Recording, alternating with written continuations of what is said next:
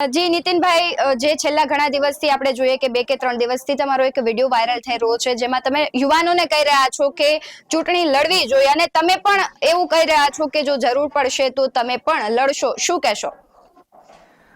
બેન, હું એક સામાન્ય પહેલા તો હું એક કલાકાર છું અને મારી એક ઇવેન્ટ હતી રાજુલામાં એક ઇવેન્ટ હતી અને એ ઇવેન્ટમાં સહજપણે પબ્લિક યુવાનો બહુ બધા હતા અને યુવાનો મને બહુ પ્રેમ કરે છે, બહુ ભાવ છે મારા પ્રત્યે. એટલે મેં બધા યુવાનોને ટાંકીને કીધું કે ભાઈ, તમે યુવાન છો, 2027માં ઇલેક્શન આવી રહ્યું છે, તમે સક્ષમ છો, તમે કાર્યરત છો અને તમારા વિસ્તારમાં તમે સારું કામ કરો છો, તો તમારે નિશ્ચિતપણે રાજકારણમાં જોડાવું જોઈએ. એટલે સામે જેટલા પણ યુવાનો હતા તમામે કીધું મને કે ભાઈ, તમે શું 2027માં ઇલેક્શન લડવાના છો? એટલે મેં સહજપણે બહુ પ્રેમથી બહુ ભાવથી જવાબ આપ્યો કે ભાઈ, માતાજીની કૃપા હશે તો હું જરૂરથી ઇલેક્શન લડીશ.